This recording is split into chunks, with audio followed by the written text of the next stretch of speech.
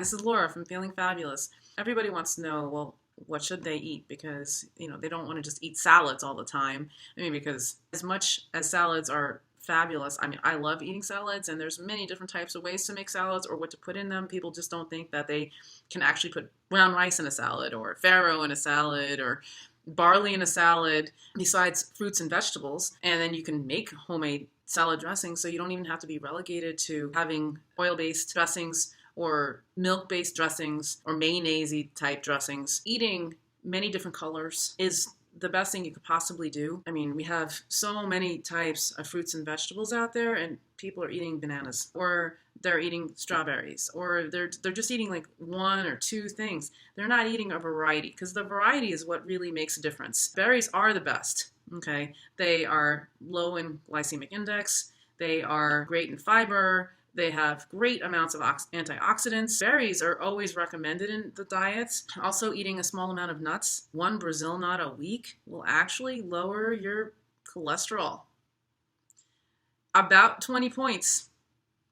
Pretty significant. In studies, they've actually done blood work before and after. And it's only taken 9 hours after eating a meal and taking the Brazil nut will lower your LDL, which is the bad cholesterol, by 20 points. Those things are significant. Eating small amounts of almonds, walnuts, they're very good for you.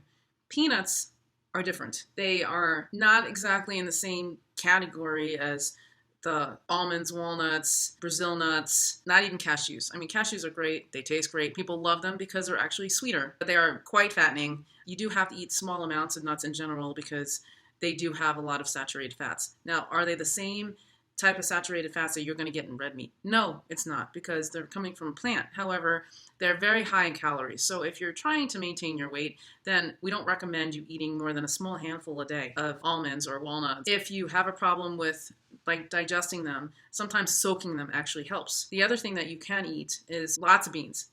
All types of beans. We're not just relegating you to eating black beans or kidney beans or navy beans. All those beans have different types of flavors, and they're all great for you. So eating beans are highly recommended. The other thing is to get your omegas also. We also recommend that chia seeds, the flax seeds, walnuts also have the omegas in them. You can have omegas from other sources. Algae is also a great source of omegas, by the way. And the best type is actually getting it as a supplement, not from the ocean, because that way it has the least amount of contamination. The other thing about eating lots of fiber, all the vegetables that are dark. We're not talking romaine lettuce. Sorry, we're not talking iceberg lettuce.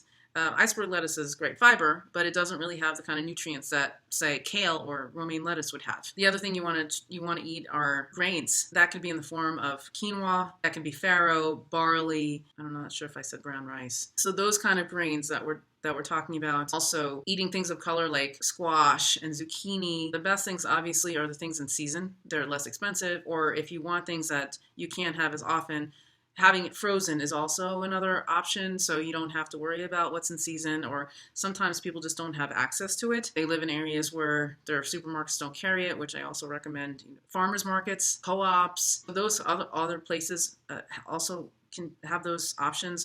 Also, picking it directly from farms. Some farms actually let you go and pick their produce. The other thing that we do recommend are oats in the form of slow oats. We're not talking about the processed 1 minute stuff, because anything that says it's fast cooking, 1 minute, those things are processed.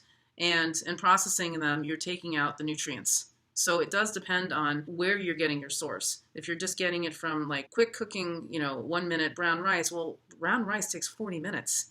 So it's better to cook it in a slow cooker or rice cooker than it is to get something that automatically says 1 minute, because you're stripping it of nutrients. The other thing is eating a variety of fruits. Bananas are not the only fruit on the market. They're good in fiber. They do have some potassium, but you can get great sources of potassium from strawberries. An apple a day keeps the doctor away. It's not just a saying, it's actually true. Apples have great amount. They have lots of nutrition and phytonutrients and all the things that we actually need to stay healthy. It's just people just don't care that they may not like the taste of an apple. And also try to make sure that if you can't eat organic, which is not even, may not be 100% organic, because we don't even know what's flying in the air from pesticides, just make sure that you rinse off and wash your fruits and vegetables really well so you can try to get off as much pesticides and pollutants as possible. The other thing that I would recommend is when people are on more of a plant-based diet and they do need some supplementation like B12 because you're not getting B12 from plants,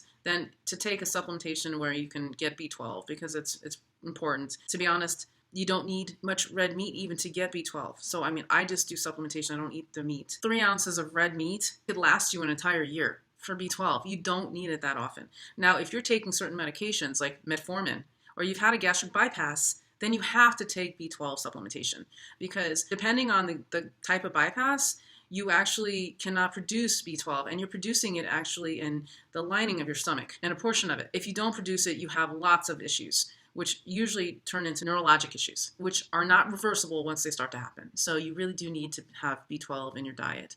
You just don't have to have as much to keep it elevated. A lot of the nuts also have other types of nutrients. That's why it's eating a variety, not much, but just eating a variety of it. And when you're eating all those things, you're getting a lot of fiber, you're getting a lot of nutrients, and actually it's quite satisfying because you're not really cooking with sugar and butter and oil. There's lots of things that you can use. Dates make a fantastic form of sugar. You can use date paste. Those things actually bind it. You can use plant milk. I use a lot of plant milk, different types. I use almond milk. I use coconut milk. I use soy milk. Those things actually help me to do a lot of things. Make dressings, bake. If I want a cereal, so I make my own granola with slow oats, and you can combine it with date syrup. You can put in fresh almond butter.